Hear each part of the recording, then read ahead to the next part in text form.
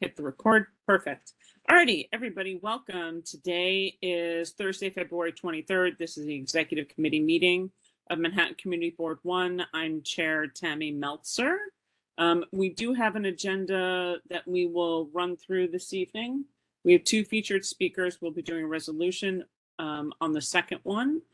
Committee reports should be short, and my setting of the table for expectations is 30 minutes max per speaker, and we should all be able to go to enjoy our beautiful evenings by 7:30. Please help me attain to that goal tonight. All righty. Don, are you with us? We want to welcome Don Loyola, the Vice President of New York Waterway, and he'll be able to discuss plans for something we have long advocated for, hybrid vessel and funding. Still in the process of signing on. Uh-oh.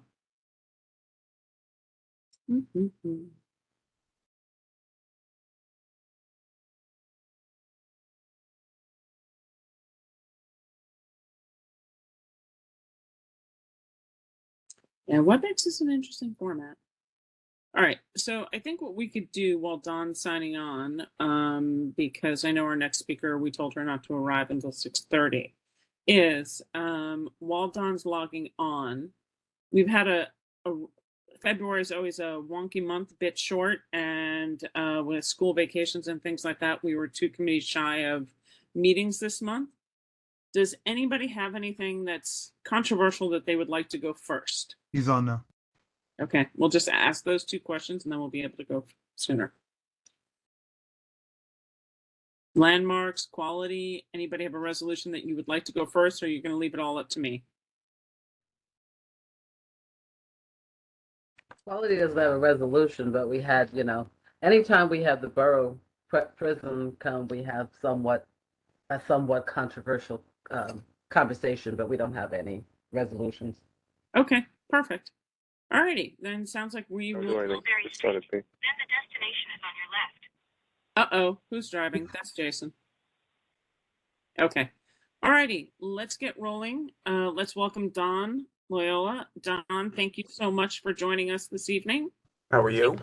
Very well, and take it away. For those who don't know Don, do me a favor, give the full description for who you are, what you do, and which docks in our catchment you handle. Thank you. Sure. I am a Senior Vice President for New York Waterway. I've been with the company for 26 years, and particularly this operation. In fact, my relationship to the operation at Brookfield or Battery Park City preceded me coming to New York Waterway, and I was with the Port Authority for 6 years, and I'm responsible for the contractual relationship with the Port Authority, and I've been in front of the community board many times over nearly 30 years, and I'm always happy to talk to you. I don't know, Alan Warren, our Vice President of Operations, is trying to join us. He says he's in, but he's muted and can't unmute. So I don't know if anybody may have him muted. But if not, I will see if I can somehow get him involved. We'll move him over. He's it's Alan Warren. Alan Warren. Yeah, he's in the attendee section, so we can move him over. Okay, great. Lucian, if you can do that for them, please. And once he gets moved over as a panelist and accepts that, he'll be able to unmute himself. Great. Wonderful. Okay, I'll just let him know that. And when he gets in, he can introduce himself. So, and I see Alan's here. Great. Alan, can you hear us? Can you hear me now, guys? I can hear you. Yep.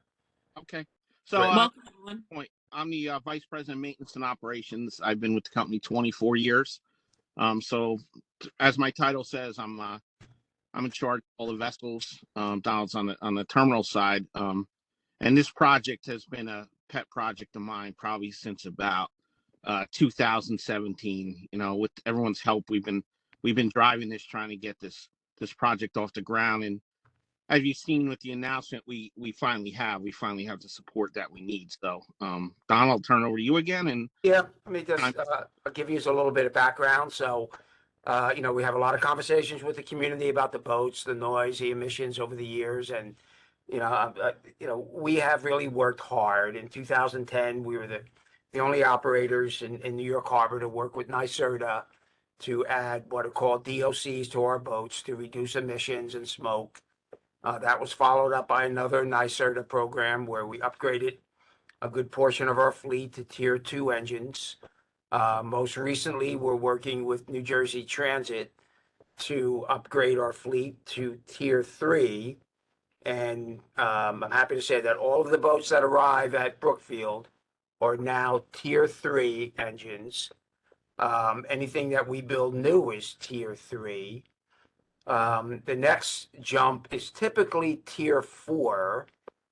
There's been some problems in New York Harbor with Tier 4 engines. They don't really work as planned, and part of it is whether or not they can get to a high enough temperature to make all of the systems work.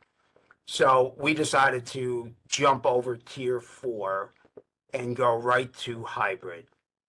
And we applied with the state of New Jersey to get some funding to convert our boats yet again to hybrid. And Alan can talk to you a little bit more about what that actually does. And then I'm happy to talk to you about the funding. You may have heard about some funding from the Port Authority, but we've been very successful. We're the only operator in New York Harbor to receive the money to create a hybrid system or electrify our boats, and that's about an $8 million grant. And it's something that, as Alan said, we've been working on since 2017, and we are really prepared to leap right into this and hopefully get the boats on the water within 12 to 18 months. So, Alan, if you just want to talk a little bit about what it does, I think that would be useful. Yeah. Our study, Donald said 2017 we started with the study, pursuing it. 2019, I hired a marine naval architecture firm to do a conceptual study for us. And we had come to the conclusion with him that the 4 boats that we want to do, which are considered our present class boats, that we could achieve a hybrid solution using about 140 kilowatt hours per side of batteries, compared to a Prius. When you demanded the power, it would deliver on demand, which was great. We wanted to leap Tier 4. We wanted to, our goal originally was to in and around neighborhoods strictly electric power.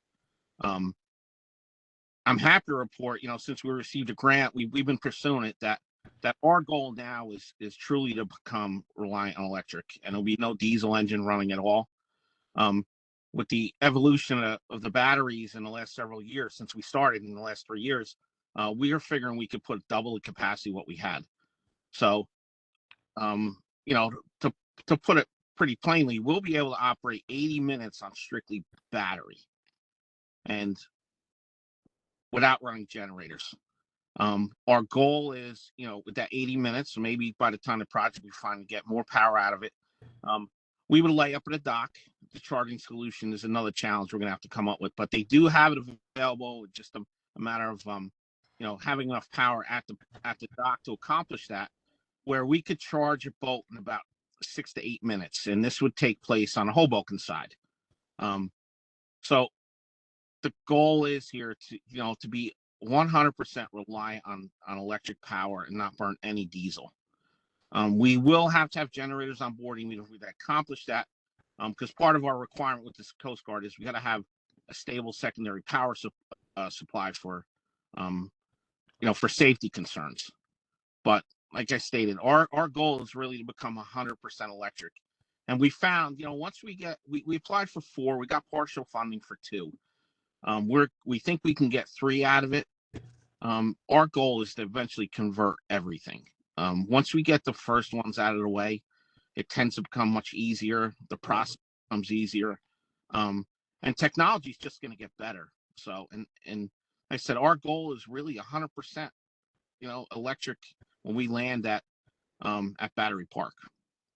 So that when the boats are in the slip at Battery Park, There'll be no engine noise. There's always prop wash. I mean, you'll always, props always got to turn, but you won't have that diesel vibration that we get a lot of comment about. One of the challenges really that we have, and it's industry wide, is having enough power at any given location to charge vessels. So that's why we need to have the diesel generators, and in part because of the Coast Guard requirement for redundancy. But either way, that charging won't take place at Battery Park City. It'll take place either at our maintenance facility in Weehawken or at the Hoboken facility. So what you should have is a relatively silent boat and no emissions at the dock. It's been a hard journey. I know Alan said, we've got enough money for 2, maybe 3, but that's the start for us. Once we get the prototype done, it's much easier for us to fund it on our own. And because the expense curve just starts to drop as we send the boats to the yard. And, when a boat goes to the yard, it's not a simple transition. This is a many-month process when the boat hits the yard. But, we have committed millions of dollars of our own money to convert our fleet, and we're prepared to do that yet again. So, and we don't receive, I think it's important that we know that we don't receive operating subsidies. So we're constantly out there looking for funds to help us with the conversions. I know there's a lot of talk about the citywide ferry, but people have to realize that the city of New York spent $80 million on that fleet. And, we buy our own boats. And, we have a relationship with the Port Authority. They've been very good partners, and they spent a lot of money on ferry landings, but they prefer not to get involved on the operating side of the business. So, that's really about all I could say. We're happy to answer any questions. What we can do. I'm happy to answer questions about the operation in general. I'm here to do that. Alan is also, nobody knows more about the boats than Alan. So anything I tell you, he will have only told me. So he's here to answer any questions. So, No fear, Don. We have hands up as you I can. have no fear. So. Exactly. All right. So here's what we're going to do. We're going to start with 2 minutes per board member, and then we'll go through the board members and then the public. We'll also have chances to speak and ask questions. If you have multiple questions, your opportunity is to ask them all at once and wait. And then once he answers them, we'll come back around instead of a cross-reference dialogue. So just setting the table out, we're going to start with, in this order, Justine, Betty, and Paul. Those are the first 3 hands I've seen go up. And then Jay, who is in the public section. So first is Justine. Go ahead. Thanks so much. And I hope I don't get disconnected as we're pulling into Washington, D.C. Sorry, I'm on a train. But anyway, thank you folks both for being here. I really appreciate it. I'm not sure if I lost signal and missed or didn't hear. When will these electric boats be in the water?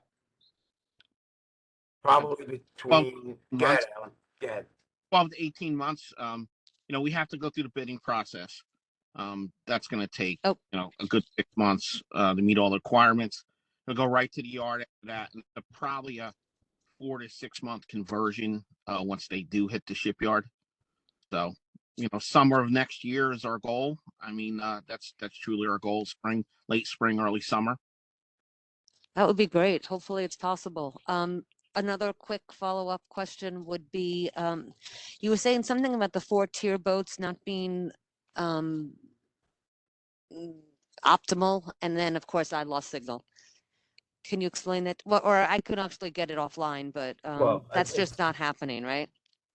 Alan, maybe you could talk about other operators' experience. In order to take advantage of the tier 4 system, the operating temperatures have to get up to a certain degree.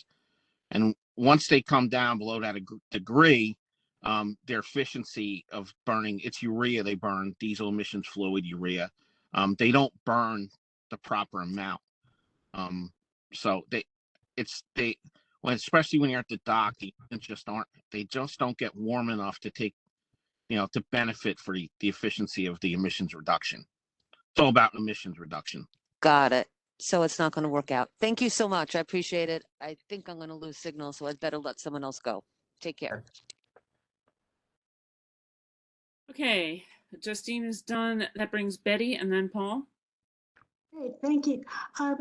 Thanks so much for speaking, and I have kind of two questions to ask. The first one is, can there be any commitment made that the votes that are turned to hybrid will actually be dedicated to Battery Park City versus being substituted all the time, which is what currently happens? Right. I'll answer that yes, because the president class boats were actually the original boats that serviced Battery Park City. Let me make clear, the boats that operate there today are tier 3. Right? We don't operate tier 1 or tier 2. So we would be happy to commit the boats to the Brookfield service, and certainly from Hoboken.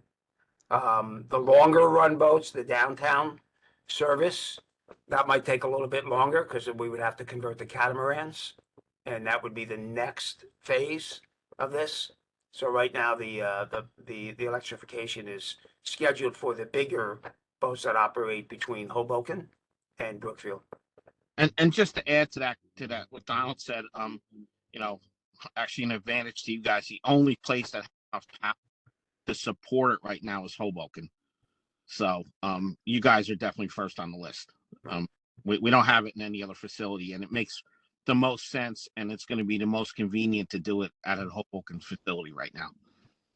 Okay, so you're saying that by next summer, the boats from Hoboken should be coming to Battery Park City. About 2 of them will be hybrid, functioning on electricity. Correct. That's the plan. So procurement, I can't speak to procurement, not contracts, but able to get the equipment. I mean, everybody's having trouble getting anything these days.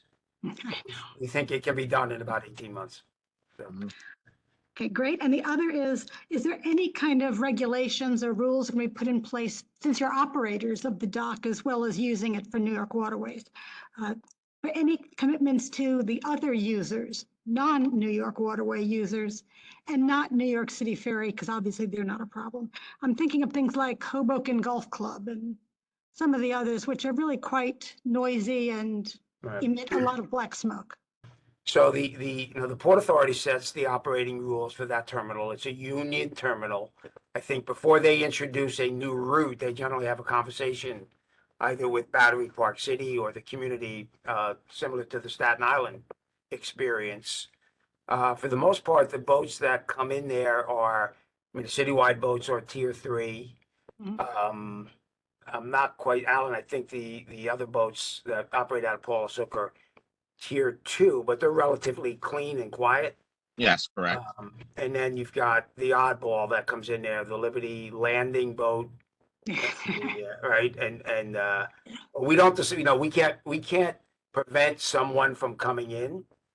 They go to the Port Authority, they can go to them directly and make a request, and we issue a permit. But normally, and correct me if I'm wrong, I think they generally have a conversation with the community before they let like a large scale operation start. But Sometimes okay. they're required when it comes to tour boats. Tour boats is the one caveat. So, okay, so Staten Island, I know there was a conversation about Staten Island, but was that like a courtesy that they extended?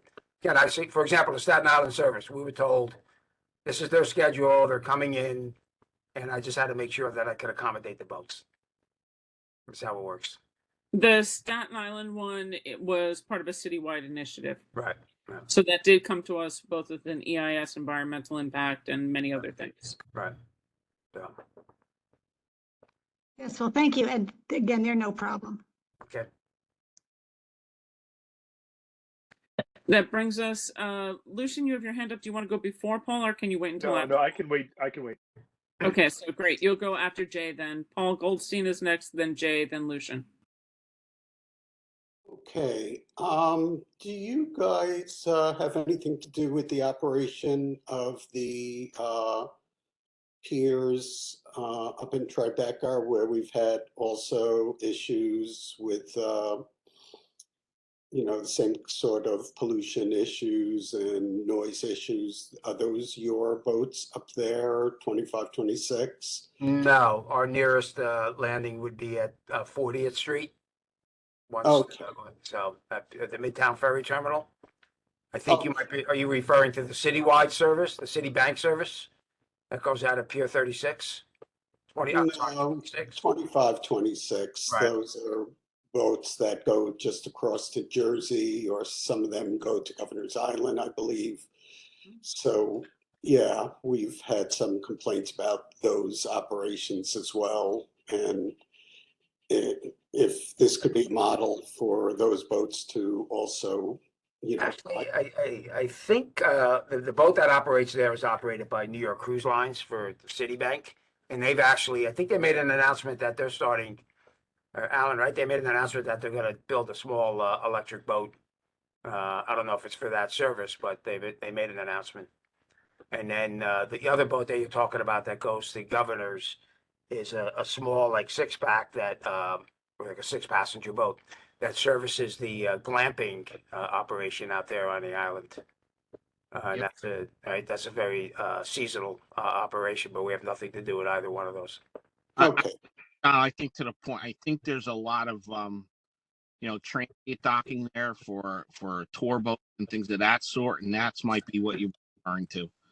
So they would, that's I kind think of dinner cruise, a party cruise. Right. So when you look at the tour boats, the tour boat business in New York, we operate tours out of Midtown. That's a Tier 3 boat. Actually, that boat's only a couple of years old. New York Cruise Line, most of their equipment is Tier 3, if not all of it. That's the Circle Line operation. I can't speak to Spirit and Hornblower.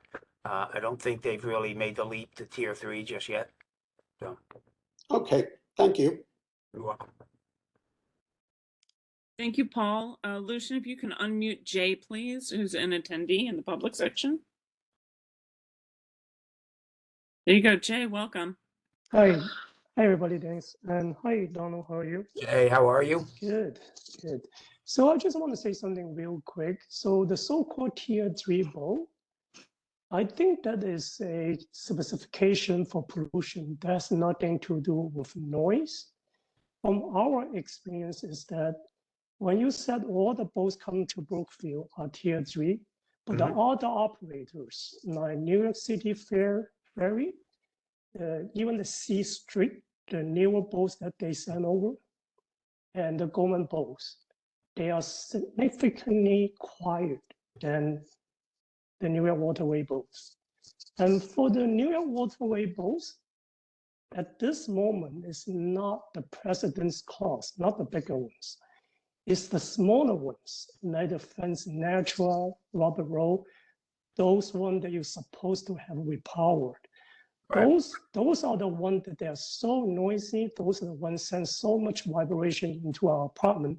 So when you see me sending an email that we got waken up, not only me but my neighbors, I see that. that's all because of those two boats. Right. So Let me just comment on those boats for a moment, because there's actually a whole class of those boats that are exactly the same, and they swap out at Brookfield. And we focused on those boats first because they had an exhaust system that created an enormous amount of vibration. And so what we did was completely reconfigure the exhaust system, have a critical grade muffler on there. I looked at when you sent me the emails, and I see them when you send them to me. And what I did was an analysis of the dates that you sent me the emails and the times. And that is typically when it's a flood tide. So what often happens, Jay, is the captains are trying to hold the boats in the slip against an incoming tide. Because you don't complain every day. And maybe just you're being kind to me. Maybe that's why you don't complain every day. But trust me, I will. that's right. But the days that you did, you said they were making a lot of noise. The boats are trying to hold themselves in position against a flood tide.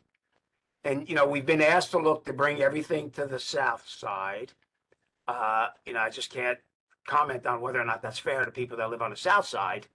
But I do recall several many months ago, we had a community board meeting and that was suggested. And, people who live on the south side said, why should we take all the traffic?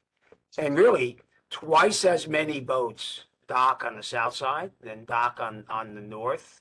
I mean, those those catamarans, Alan, those are the downtown boats, right? Correct, yep. So how many times a day do they actually come in there? On the north side, probably a dozen, probably 12 to 14 times. Right, over like a 16-hour operating day. Correct. Well, the problem is they came in wee hours, starting from 6:30 to 8:30. Those are the 2 hours that a lot of people still sleeping. And that's why we call those wake-up calls. And those are unwanted wake-up calls. And you previously said for the hybrid bowl, you only can to upgrade the president's class. And that's not about to wake us up in the morning. So my question is, what can you do for God knows when you're going to upgrade the smaller boats? What can you do before you actually get to the smaller ones that, we can sleep through the day? Well, again, we can look at, how we position those boats, where they dock. I think that's a conversation, in part with the entire community. We try to minimize the noise. I think we've actually reduced it quite a bit. And I mean, I know you always point to the citywide boats, but listen, they rarely dock on the north side. I mean, No, they do. They you do. know, and the most recent email you sent, where you said the boat was in there and it was quiet, that boat was actually northbound. So that boat actually was docking on the south side. And when you took the picture, it was about 300 feet away from the terminal. So that's not a fair comparison. Well, it's a very fair comparison because you can welcome to come to my home, put your hand on my window, and take a measurement. We can wait until the New Ferry boats or the Goldman boats or even the Sea Street boats. They change to smaller ones. I know, but the Goldman boats never dock on the north side. Sometimes they do when they Very, have very, shift. very rarely. Very But rarely. I can guarantee you, you will not feel any vibration for any of those other two operators. But when the smaller boats come from New York Waterway, you can feel the vibration on my dining table.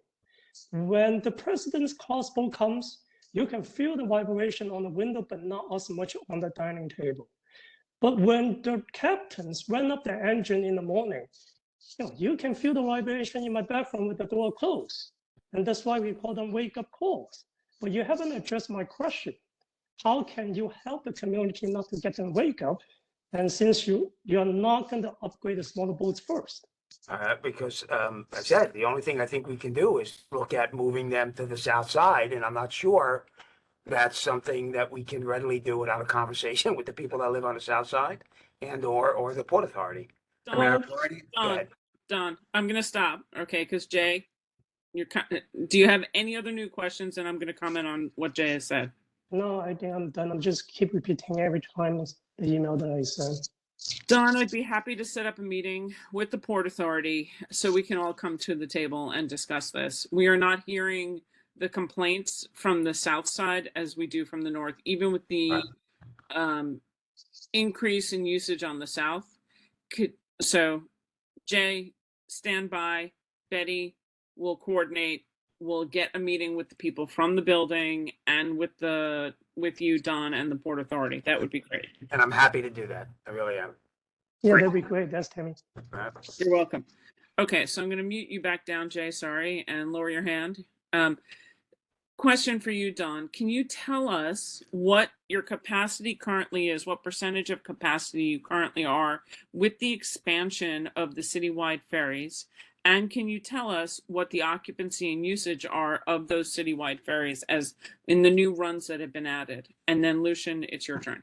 Right. I can't, I get the daily ridership from them. So they are probably averaging 200 to 300 passengers a day, maybe 400 in the middle of the week. On a good day, they may carry 800 people total between Brookfield and Pier 79, but I do get the numbers.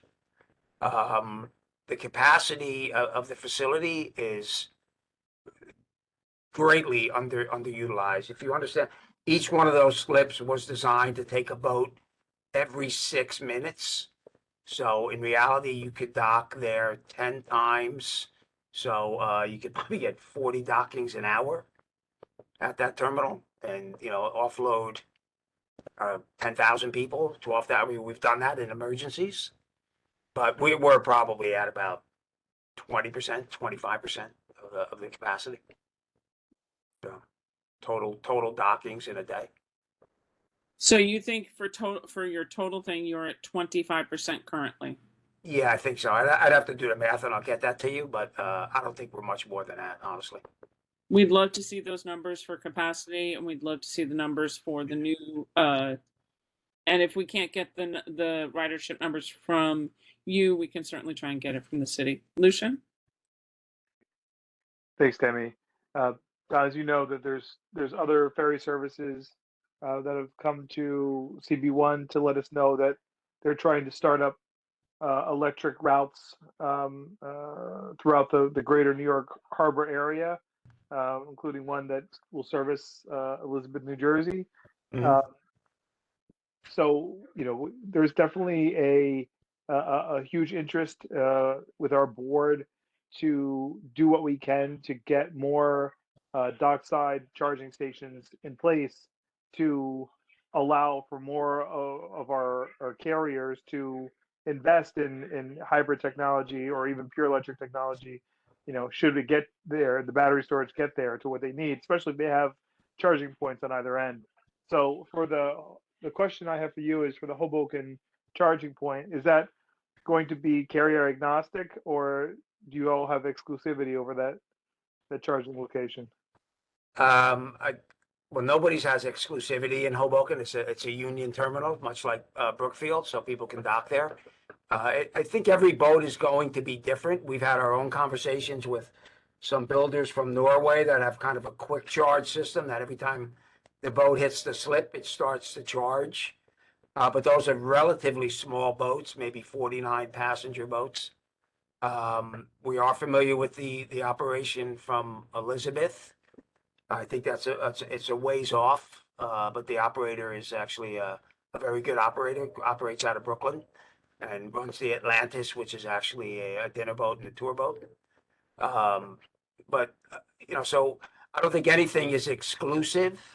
I think the thing that creates exclusivity is the availability of power at any given location. So, for example, when we started looking into this, we actually called in a group that creates what are, like these floating batteries. They basically have vessels that are just loaded with batteries. So they buy the power from Con Ed when it's cheap, and their business would be to sell it back to Con Ed and to get rid of these gas-fired peak demand plants. So we've actually spoken to them about helping us have storage capacity at some of our locations so we can do quick charge. I mean, it doesn't do us any good for a boat during the operating day to have to tie up for 2 hours to charge. So, but we would let anybody use the facilities. So there's no industry standard for how boats interface with the charging points. That's kind of the Wild West. We're going to have kind of like a VHS Betamax thing going on while. I'll let Alan answer that question, but I don't think there is. Alan, I don't know. Now, so just that's one of the challenges was we originally got into this in 2019 when they did the study. Nobody could provide a solution to charge under 1 minute.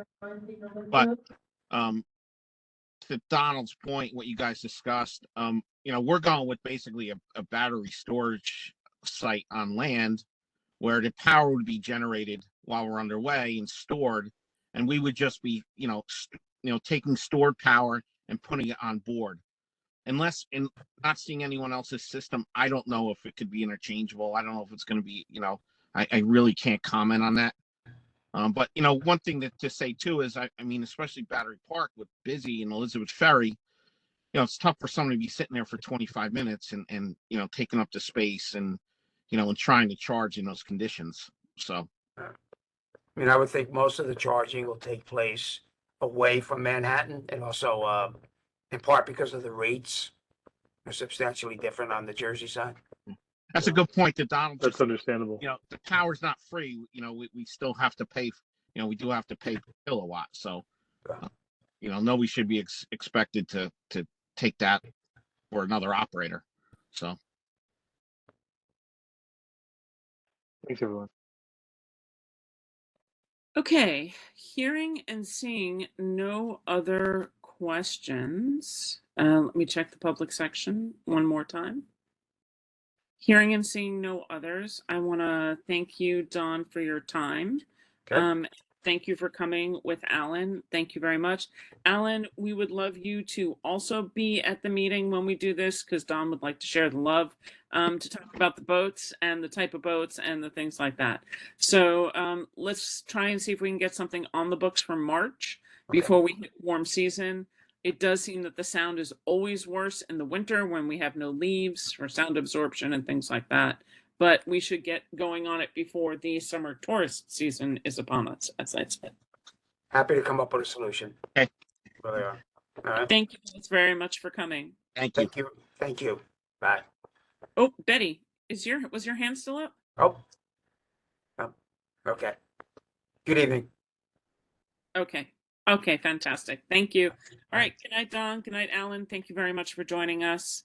All righty. Next on our agenda, redistricting has been a really interesting dialogue in our neighborhood.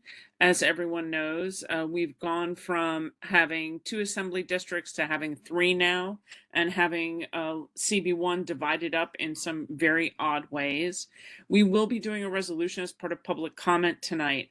We had Miranda presented at the full board, Miranda Goodwin Rabb, at the Borough Board this month. It was a great presentation, so we asked her to join us here and share it. So let me, without delay, introduce Miranda Goodwin Rabb. And I hope I pronounced that correctly. Yeah, you did. Thanks so much. Hi, everyone. As Tammy mentioned, I'm Miranda Goodwin Rabb. I'm here from the New York State Independent Redistricting Commission. I'm the Director of Engagement there, and I'll do a quick presentation. I might make it extra quick because I know you guys are short on time. Then I'll take time for any questions. And okay, I can share my application. Hold on one second. Sorry, one moment. Why is it? I'm so sorry. I'm trying to choose PowerPoint and it's not letting me do that. If you want to, did you share it with Lucian? Because he could share it for you if you'd like. Okay, maybe I'm so sorry about this. Let's see. Something about WebEx, I think, is okay. I'm sorry, I'm not a frequent user of WebEx, so okay, let me try sending this to you. If you want to come back to me and move on to something, I can come back in 5 minutes if that would be better.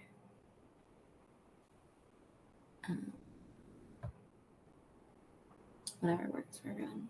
So let's set the table on this one. Did you get it? The public comment period ends at in March.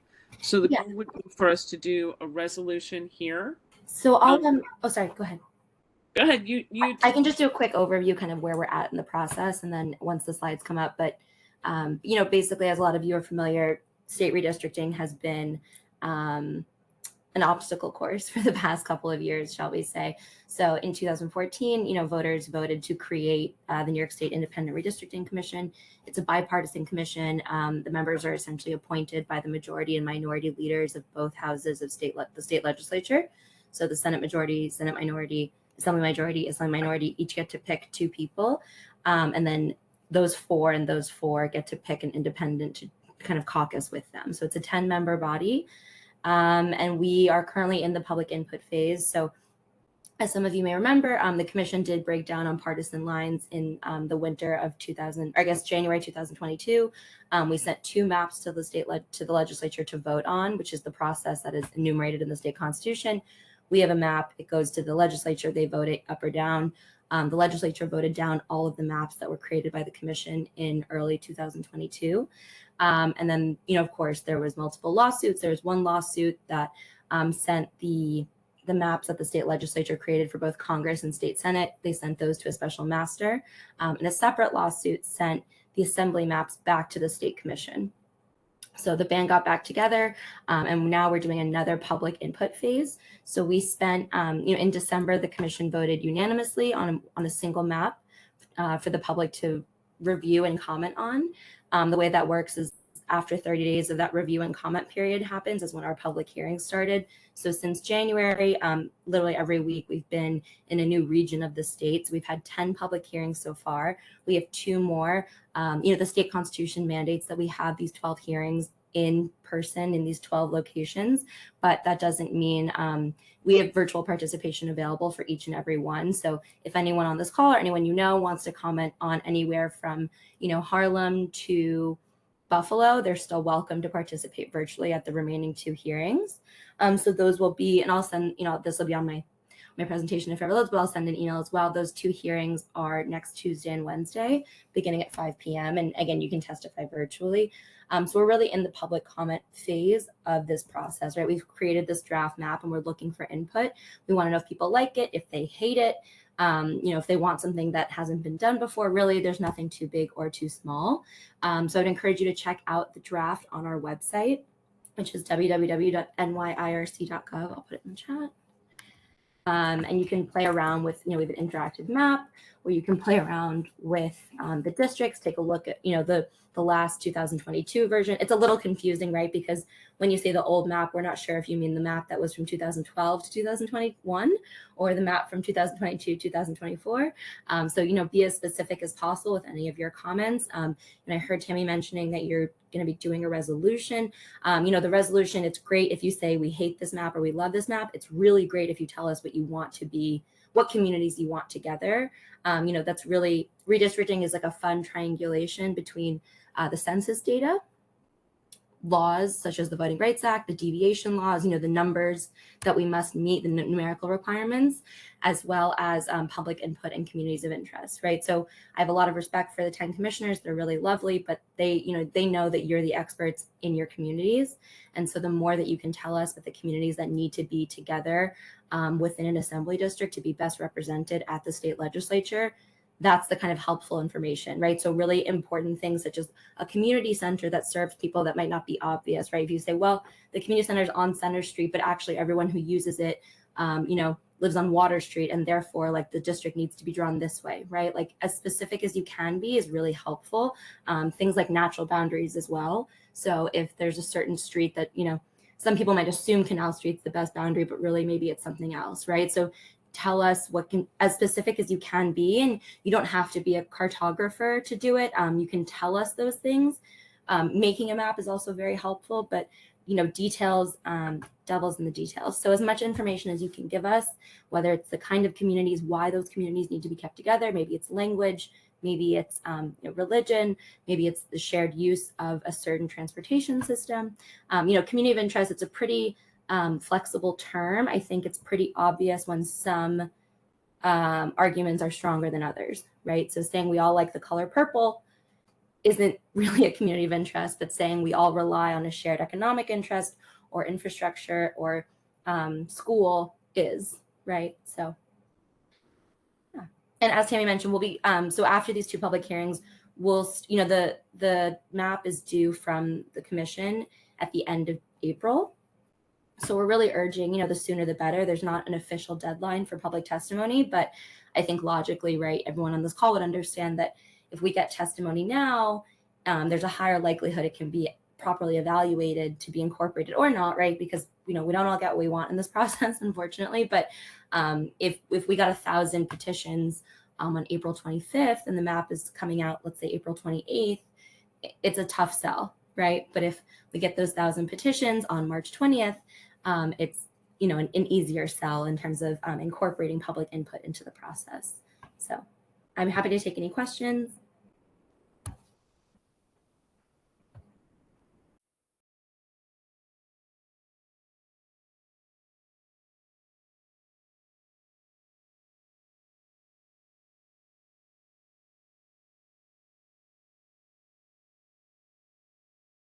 Justine, I see you have your hand raised.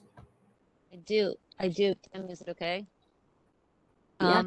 Okay, great. I'm not the boss, but please. But yeah, I'm making sure that she's gonna, but you see my hands up. So my question to you, Miranda, is what are the options we're being presented with? The new map or the old one, or the new map or anything? I mean, that's a binary that you could look at, but it really is not the only one, right? I mean, I think if enough, we've had it in the past where enough people send in a certain map that doesn't look anything like what exists, and it certainly gets evaluated, right? And so it might be that if someone sends, a community sends in a map that the tricky part about redistricting is it's like a puzzle piece, right? So if one piece changes, everything around it has to change as well. Right. Which makes it, a really hard job. So it's the kind of thing where it's like, maybe if you send us your ideal district, you might not get exactly what you want, but you might get closer to it, right? I think it's helpful sometimes to look at the existing binaries as a starting point. But for some communities, that's not the case because, it just what maybe the lines are 10 years old. No, well, these lines are actually a year old, right? But yeah, a lot of the time it's if you're unhappy with the lines, for some people it's a few blocks, and for some people the line splits their community in half. Right. No, that makes sense. I have comments, but I'm going to hold them. Thank you so much, Miranda. Of course. Miranda, the file is very large. I apologize. Lucian's having some troubles receiving it. So just give me a sec. I'm going to plug in and see if I can share. All right. I think Jason was the next who had his hand up. Jason?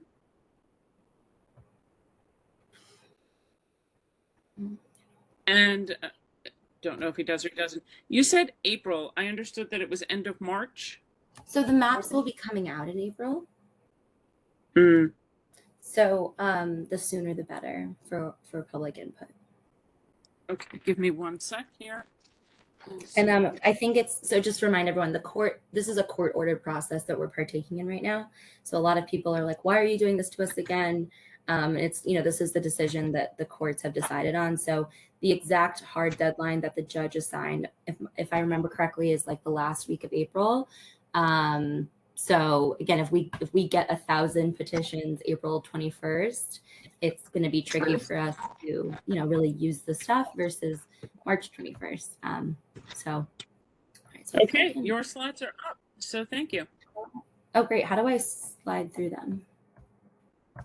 You say next, and Lucian hits the button for you. Got it. So yeah, if we want to take a quick, as I mentioned, these are the commissioners. Read about them on our website if you're curious for more. I'd be here for a very long time if I read all about them. So yes, this is kind of the timeline we're looking at. And I think it's easy to forget that a lot of the state redistricting stuff happened in 2014 after the 2010 cycle got a little heated and political as well.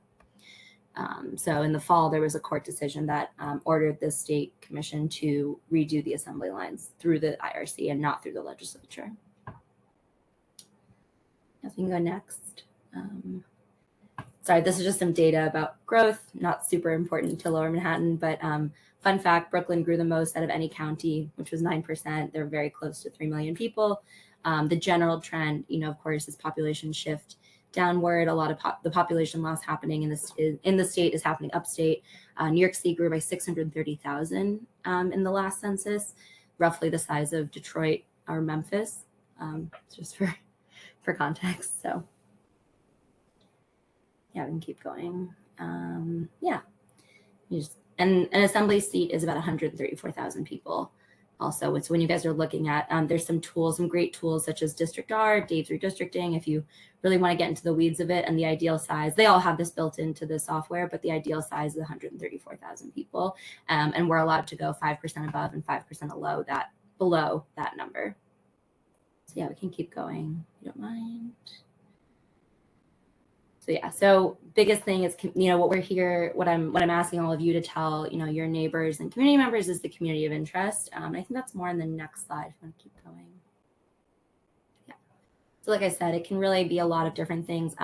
One thing that is really not compelling for the commission is relationships with incumbents, candidates, or political parties. Right. And I understand that a lot of people, especially advocates who have been in the game for a long time, you do have relationships with incumbents, and I understand, that's of course a very natural part of the process, but it is not a compelling argument. It's not something we look at, whether it's political data, things like that. I had someone tell me that we should have political data on our website, and I said, well, that would be really antithetical to the purpose of, the body that I work for. So things like shared transportation, economic, societal concerns, religion, language, things that really bring a community together. It could be a community center, it could be a park. I think shared transportation, especially in New York, right? We know the MTA is, supposed to be funded by the state. People who use a certain subway station, that is definitely a community of interest, right? So, yeah. So this is just, again, a little bit, you can testify in person, virtually. And the last 2 hearings are technically on Long Island, but please don't let anyone be stopped by that, because you can testify virtually and talk about whatever you would like. So, yeah.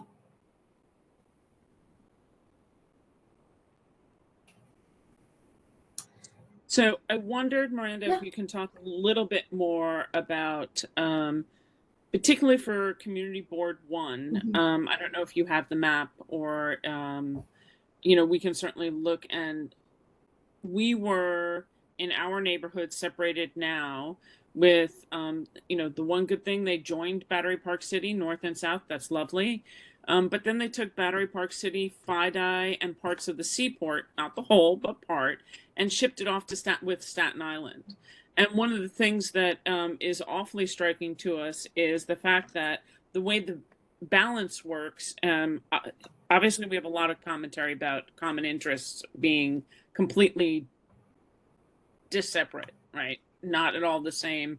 It's mostly single family housing over there versus apartments and condos and high-rise buildings that we have here. The only thing we seem to share is the Staten Island ferry that goes back and forth. But shy of that, the concern is that the voter distribution is such that when you take a look at it, 30% of the district is Manhattan. So no matter what happens, if there was 100% voter turnout for somebody in that the lower Manhattan wanted to elect, you could never get them elected because you are never going to garner more than 30% of a vote. So really quickly, this is the incorrect map. So I just want to, That's 21-22. Right. Those were the draft plans from the last iteration. So to your point, the map that you're describing, Tammy, is the one that the legislature passed in 2022. So what that's I think you're framing it, the commentary in the right way. You're like, we liked the joining of Battery Park City. We don't like the distribution of population with Staten Island, right? Those are useful things. So if you click on Legend, Lucian, on the left side. So if you unclick to 2022, yeah, just because right now you have them overlaid. So if you can see this dark blue line, that light blue line, sometimes it's a holdover from the existing line. So right now the dark blue line, for example, is the proposed district, right? That's actually not. It is the draft. That's the draft. Oh wait, hold on. Yeah.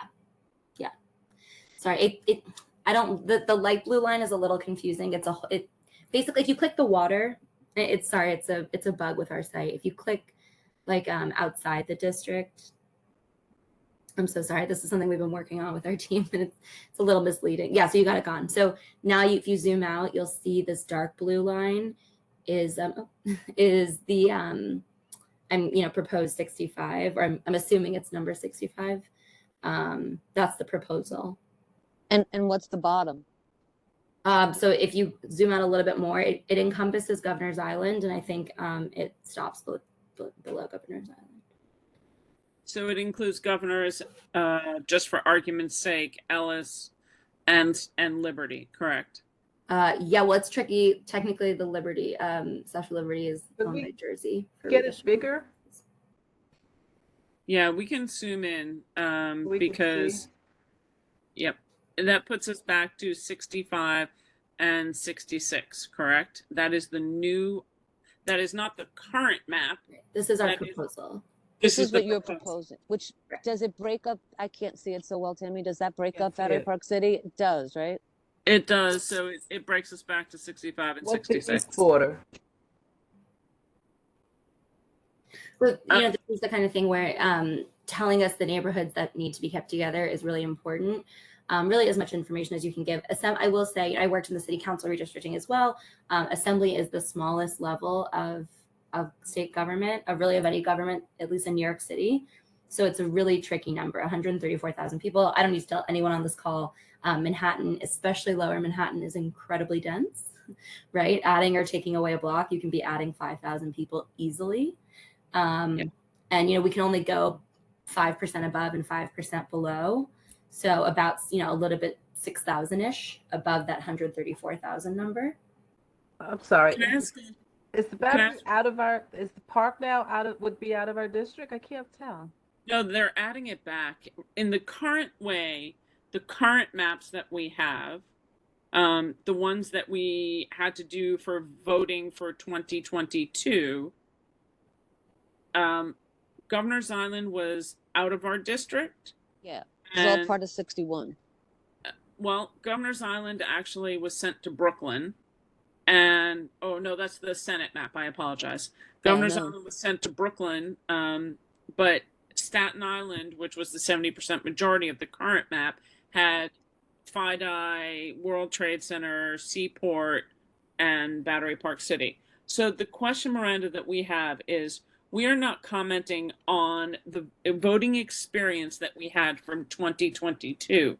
We are commenting on this current map here. You can comment on either. So it's really just about what do you want the district to look like, right? If you like a map, if you don't like a map, again, the binary, it can be limiting. I think it's a helpful place to start because I think a lot of us haven't had to think about what do we want our districts to look like, right? So sometimes the binary of, this one good, this one bad is a helpful place to start when you're evaluating these maps.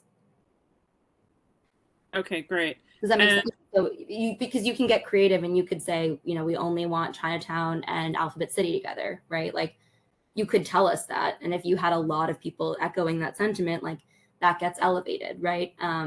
So it's really just about what you actually want. Those are just helpful boundaries because sometimes you wouldn't think, I don't want this boundary unless you're looking at it, right? Great. That's very good knowledge to know.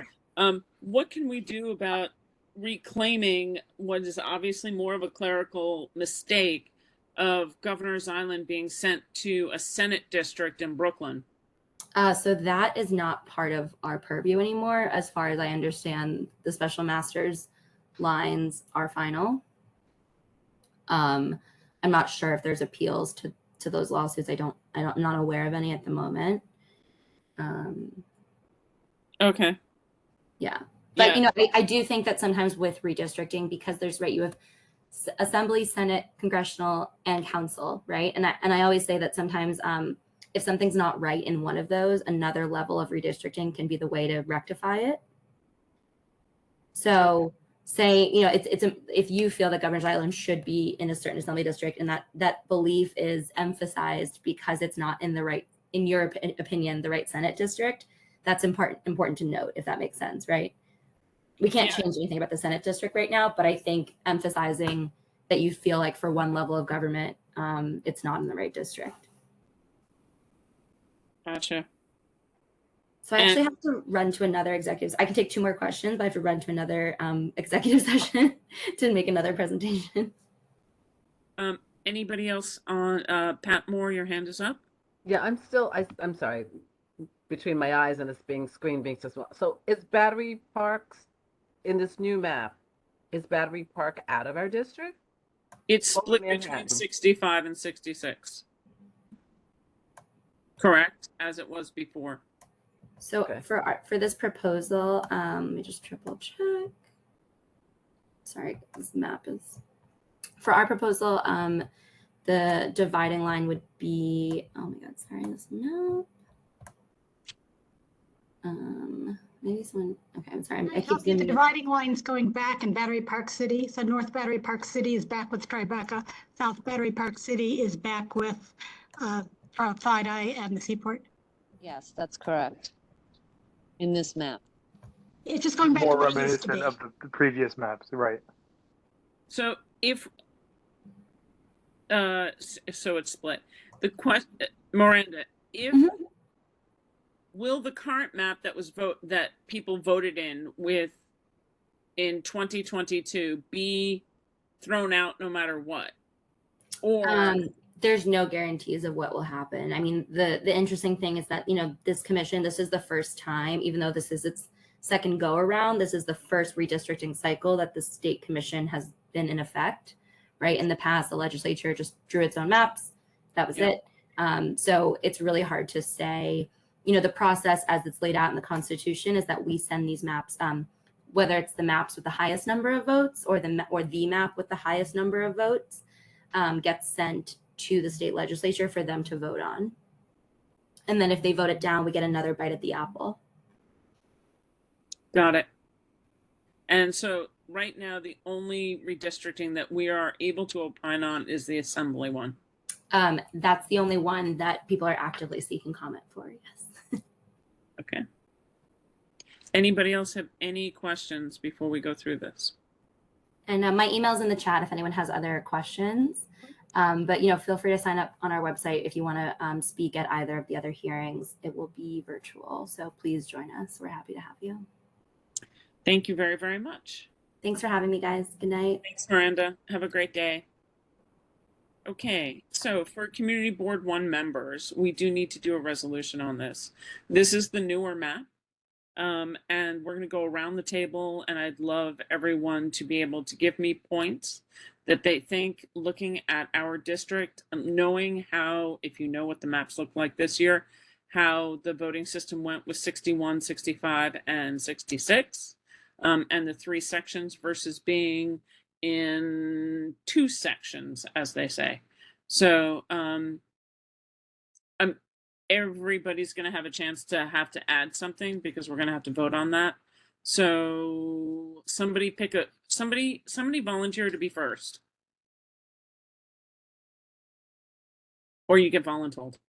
No, See the Tammy, map. Tammy, I would, Paul volunteered first. He had his hand up nicely. Yeah, He yeah, didn't no. interrupt. Vicky is second. Go for it, Paul. And I'm taking notes. You're muted. Good.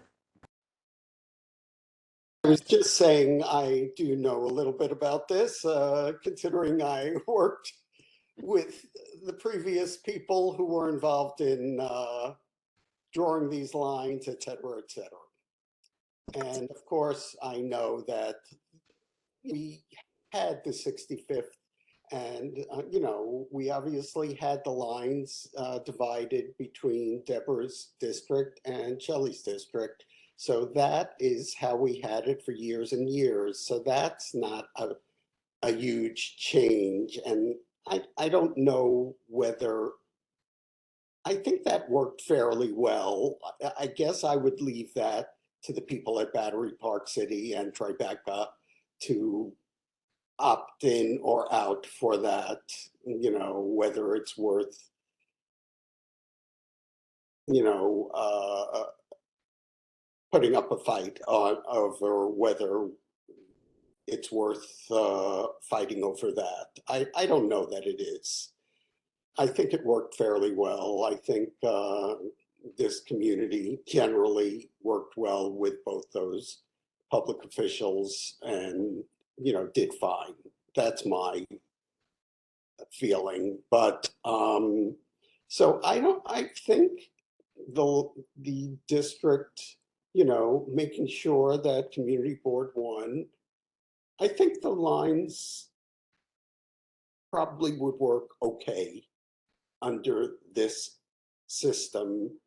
I think the main thing is for Community Board 1 to be either in one district, preferably, or 2 at the worst. And that would be my recommendation. I don't think either one would be terrible, but I would certainly say, obviously, the people in Tribeca and Battery Park City should have the primary recommendation on that. That's it. So basically, you're saying that you think things like FIDA should be kept together in its natural boundaries, not divided in between 65, 66, 61, right? So FIDA should stay together, Tribeca should stay together, Battery Park City could be one or two. Because remember, we have to reference back to the existing maps that we have and the new map that's shown to say, well, we like this one better because it keeps the natural boundaries to ensure that the communities who are like-minded and have the same socioeconomic interests should stay together. Again, for example, School districts, I might add. working, on all these resiliency issues, we work with the adjacent neighborhoods currently. So I think, the way it's mapped now, we would probably continue to do so. So I think it probably would continue to work under the recommendations that are before us. Gotcha. Thank you very much. Who did I say was next? Vicky and then Justine. Right? Right. I want to say that I completely agree what you just said. Like-minded, familiar, similar interests. I want to ask you, I'm not familiar. Did we lose Governor's Island? On the Senate district redistricting, for some odd reason, they stuck it in Brooklyn. So we do have to send a note to the special masters and see if as a city and a community board, we can appeal the ruling. Right. I don't know how to do that. We're gonna have to check with the borough president's office because all of everything that goes on Governor's Island is under the jurisdiction of Manhattan, and Community Board 1 has absolutely zero to do with Brooklyn. They have no governance. Right. So in that case, I would really like to have Governor's Island back. And, in the last 4 years, we've put in an enormous amount of effort into helping them grow and stay on our, on our requests and our needs, especially with green space. So I would really like to have that back.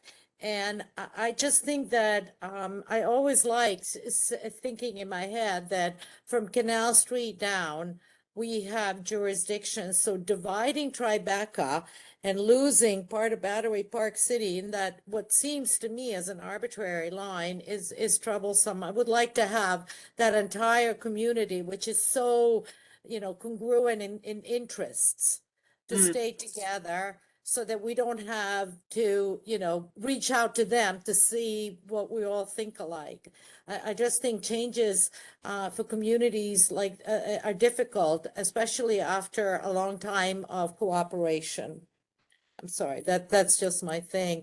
And then going north on the east side past Canal Street, it's almost like they have different community, different demographics, maybe different interests. So now us going up there, it's almost like meeting a whole new bunch of people, which is not necessarily bad, but we all have our little concerns. And we've been working on them for a very long time. And it's good to stick together because the government changes so often that we can barely keep up with what we, advocated for a year or two ago. That's my little 2 bits. Thank you. Thank you, Vicky. We should probably then take a look also at the northern borders and ensure that we are not divided somehow, like half of Canal left and right. That doesn't make sense. So we just need to check. I completely agree. Yes. Thank you. Gotcha. Justine, your next solution, you're after that. Thanks so much, Tammy. Okay, so I'm going to try to be quick. So, as a resident of Lower Manhattan and Battery Park City, my first concern is what is better for Battery Park City and Lower Manhattan. And to me, one unambiguous positive is that came out of the redistricting chaos of last year was that Battery Park City was for the first time united as a single community with one single representative in the assembly. So one strong feeling that I have is I don't want to go back to being divided, and I would strongly oppose a solution that splits the community again. So that's one. And I think there's going to be so many issues that having us split, whether it's resiliency, affordability, for Battery Park City, it is just too important for us to be united with one assembly person. So that's one. But I have to say something because I know that folks in this room and people listening, you know I ran for New York State Assembly seat to represent Lower Manhattan and the North Shore of Staten Island. And while I'm so grateful for the overwhelming support I got here in Manhattan, I did get 30% of the vote in Staten Island, because I'm going to tell you that the North Shore of Staten Island is not as dissimilar as the South Shore. South Shore, we have nothing in common. It's all single family homes. The North Shore is being built up. So I guess what I would like to say to you guys is I'm torn. I fell in love with the North Shore of Staten Island, and what I guess I put out there, and then I'll come to a conclusion, so don't worry, but let me go. The way the rest of the city feels about Staten Island as a whole is how Staten Island feels about its North Shore. It is a progressive community with a population that's economically and ethnically diverse, something that we need, and they feel very forgotten and ostracized. And I will tell you that they are more in common. The North Shore itself has more in common. Now, that said, I'd be remiss if I didn't tell you that I spoke to a lot of the folks that I had met out there to prepare for this conversation, and they unanimously want to remain districted with Lower Manhattan. And what was interesting is the reason is that with the new lines, and of course we didn't see that because she was focusing only on Community Board 1, but with the new lines, the minority makeup of Staten Island is all being pushed into the North Shore, so that the other areas of Staten Island are going to be pretty much what we think of as Staten Island, as non-Staten Islanders. But biggest question is here, though, right? What a partnership is we have to look at it and what do we gain from it, because it's a two-way street. And I do think there are some common interests. Resiliency is one. Community use of the waterfront is another. As a representative, our representative now in 61, they'll be looking at different ways to rebuild the waterfront in the North Shore of Staten Island, which does affect us. The ferry terminal, you know, different concerns on either side. Staten Islanders love the fast ferry that comes into Brookfield. We were, when it first came forward, we're like, no, we have enough. We don't need any more. Although we learned today that the usage of the Brookfield terminal is well under what it's been designed for. I guess what I want to say on this is looking at the different lines as written, if it is a binary, with the lines that exist, the mapping that was for 2022 and the new one that's being proposed today, anything that puts Battery Park City in two places, in two different community districts, assembly districts, is a bad idea, number one. And then going to what I think Vicki was saying about the east side, Chinatown should be all one neighborhood, whether it's going to be connected with all with us or all with a different district. I think it should be. And Canal Street is not the natural boundary of Chinatown. It's a little bit farther north. So that's something, Tammy, I'd ask you to look at. I can't quite see it all, but I'm torn. Short answer is I'm kind of torn with all this, and I see positives both ways. But what I don't see as a positive is having Battery Park City broken apart. Thank you. Sorry, I was muted. Thank you, Justine. We're going to go, I think I said Lucian was next, and then we're going to go to Betty. Vicki, is your hand back up? Okay, I got you. No worries. Tammy, before you go to anybody else, I am just going to jump on the subway. I don't know if I'll lose signal or not, but I'm going to be muted, maybe my camera off, but I'm here. Thank you. Lucian, best of luck to you on that crazy metro system. Hopefully, yes, I need it. I need it. It's been a long time since I've navigated it. So thank you. Bye. Yeah. So I'll just say that one little factoid that I'm going to dispute from the presentation is that Liberty Island, or Bedloes Island, is actually part of New York State. It is in New Jersey's territorial waters, but many Supreme Court cases have affirmed that it is part of the state of New York. Ellis Island is also in part New York territory. The natural part of the island belongs to New York, and the landfill portion belongs to New Jersey. That's just to say that all three islands in the harbor are part of Manhattan Community Board 1. So you should feel always confident to speak to all three islands, and all three islands are our responsibility, effectively and legally. So that being said, I just want to bring to your attention, let me just get the right window here. Okay. Community Board 1 has a long-standing neighborhood identification map. This is on our website. This is what the office uses to define neighborhoods based on or identify where an establishment or anything is neighborhood-wise based on its address. You can see that Tribeca we define as north of Murray Street, west of Broadway for the most part, and then Lafayette once you get to Leonard. So I would just say that Battery Park City, it is administratively easier when troubleshooting for to have one singular representative for one of our state houses.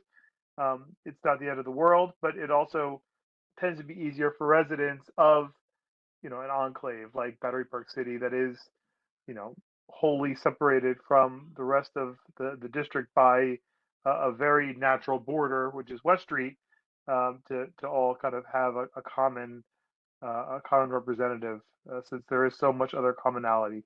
So I will just say, from my perspective as an urban planner and district manager, that makes a lot of sense to me. But I also wanted to have this map here for you all, if should you wish to want to refer to neighborhood boundaries, sub-neighborhood boundaries within our own district. Lucian, can you put up the northern boundaries so we can see where they're looking to divide 65 and 66 on the north from the other map? And thank you. I'm going to go to Betty and then Wendy.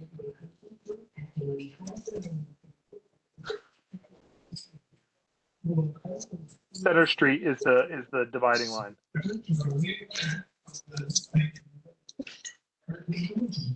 Okay, great. Thank you. Betty, you're up next. Okay, well, you're going to hate me for this. Actually, I'm delighted to go back to the old district that I was in. I do not share the interest in Battery Park City necessarily being united north and south. I don't see it as a bad thing to have two representatives at the state level that are responsive to people from Battery Park City versus just one. Being with Tribeca is hardly foreign territory. I didn't find any problems being with Greenwich Village, which we were before. So we're just going back to what we used to be, and no one complained about it. It worked, so it obviously worked for us. I also noticed, if you look at what was published after this last election for the assembly, in fact, the people from the north voted very different than the people from the south did in terms of which candidate they voted for. So North and South Battery Park City aren't as homogeneous as some people are kind of suggesting today. That's not really borne out by the numbers of past elections.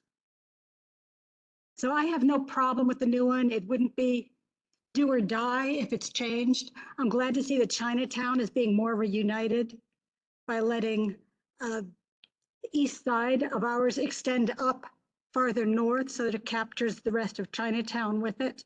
And if that means that Battery Park City goes with Tribeca and merges with Greenwich Village to allow them to stay intact, I personally have no problems with it, and have heard no problems from neighbors in the past. Okay, quick question for you. I guess the question is, when we're talking about this, the priority though is to stay with the rest of Manhattan, not be out in Staten Island. Would that be? Definitely.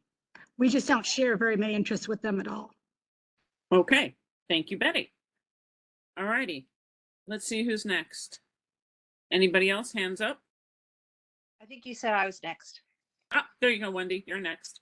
I just had a question, and maybe Lucia knows the answer to this. How close is just Community Board 1 to the number, whatever that 100 and something thousand was to, they'll never do it just by our community board, right? 76,000 is from the 2020 census is, I believe, the number of residents we have, or 79,000. We are below that threshold. Okay. So, I would, I think I'm with Betty in terms of I didn't have a problem with how it worked before. I actually, always appreciated having 2 assembly members cover our district.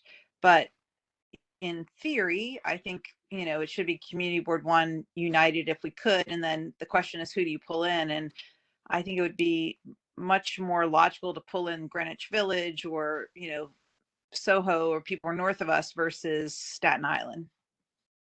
Okay, great. Alrighty. So All right, Susan Cole, you're next. Happen to agree with Betty and Wendy. I just don't think Staten Island is, whether they're progressive or not, it's an island. It should be its own and have to deal with all its stuff. It doesn't really belong with us. We have different interests, I believe, no matter what. That's it.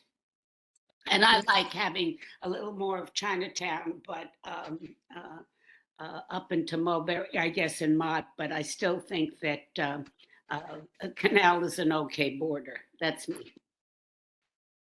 Thank you, Susan. Pat?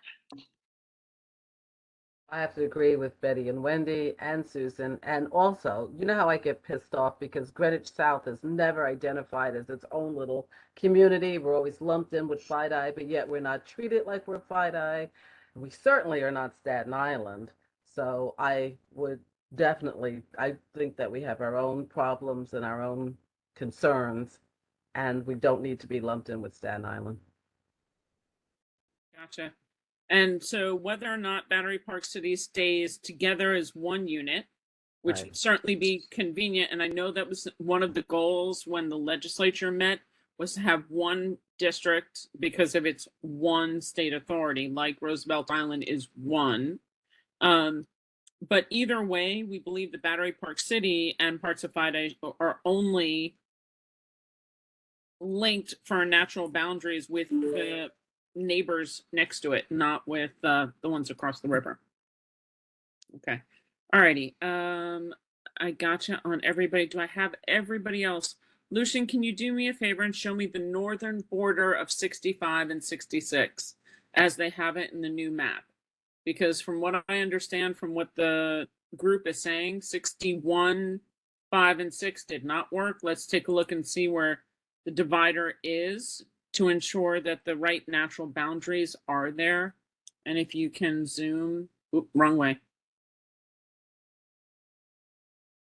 There you go.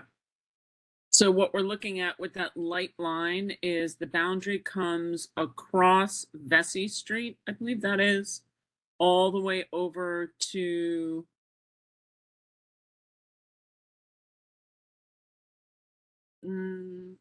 that's Vesey. So the borderline between 65 and 66, as they currently are showing it, is Vesey all the way across to Park Row. Park Row. And then Park Row up. So that makes. Can you go south? Where did they put the church? I have this funny feeling they did the same thing they did before. And did they separate? Nope, they went around St. Paul's this time. Okay, so now go scroll over. They have St. Paul's.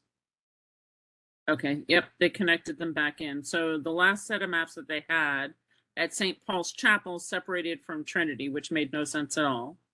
But now you have, I don't know if Vesey is the right dividing line because you've now divided out any of the office buildings that are north of Vesey, right, along Broadway and other locations like that. They're now all separated from the rest of Fidei. Does anybody have an issue with that? I don't. They're in Tribeca. And Lucian, can you pan east a little bit still? So we see Park Road goes up, oh, wrong way, there you go. So the seaport is left fully intact. It goes up Center Street. Yep. So everything is left fully intact. What to- happened with the Brooklyn Park that Rose has been working on? I can't. That's in CB1 and that's in 65. Okay. And so is the entire waterfront, up until Vesey. That's the only odd thing, is that you're dividing. I mean, resiliency projects are better with 2 than 3. That much I will say, and that would give whoever operates in 65 all of everything from Brooklyn Bridge, Montgomery, all the way around to basically the North Cove Marina. And then whoever sits in the seat of 66 goes from Vesey Street, which is basically where the dock is, the ferry dock, north to all the way up on the left. Does Vesey Street cut off the World Trade Center site? I think it might, right? Or does it? It goes around World Trade Center site. Okay, thank you. Yep, Vesey's on the north side of the site. So it includes the World Trade Center site with the Little Syria area and lower, the lower financial district. Oh, one quick question, Tammy. We don't have Brooklyn at all anymore. Mm-mm. Nope, and that's actually something that we should comment on. Yes. Yes. Yeah, no, that's a good thing. Yes, we all agree. Yep, and we will comment that we definitely Yeah. need to have Governor's Island back, especially because they put it in the wrong Senate district. Yeah. I think these lines are much better. I do too. Anybody else have any other comments that we want to add in? I see no hands for committees. I see no hands in the public. Although, Jay, are you still here?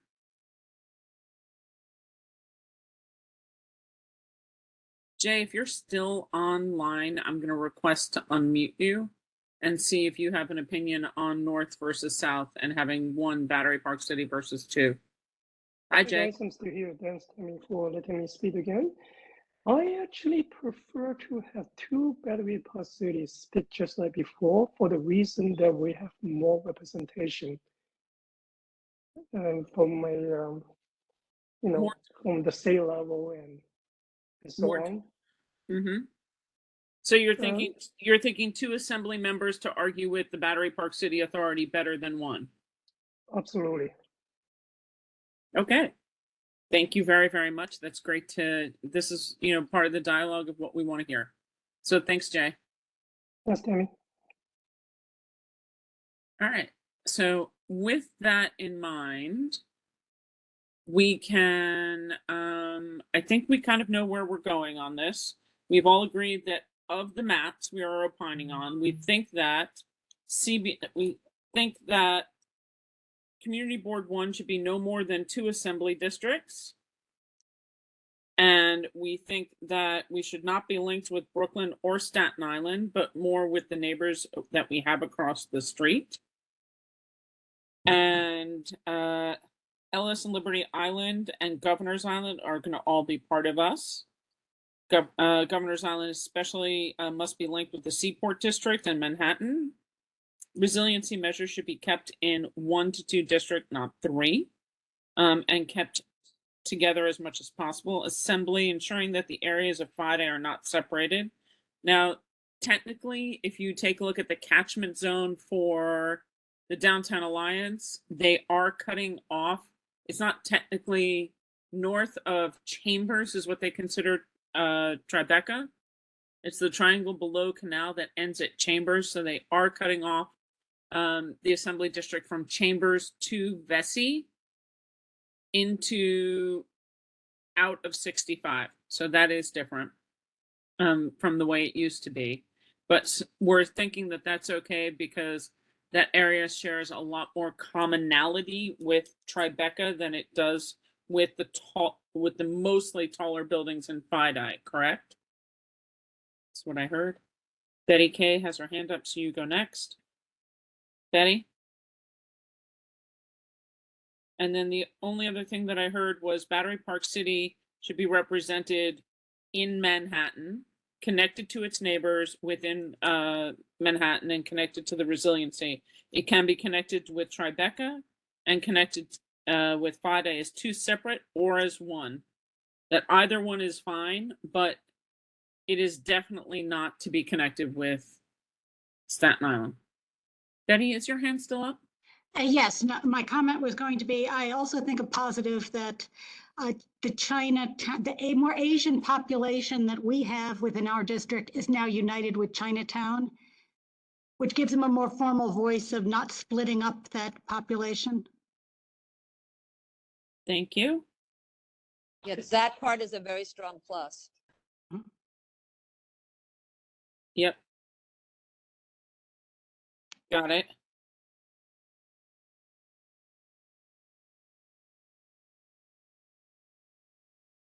Okay.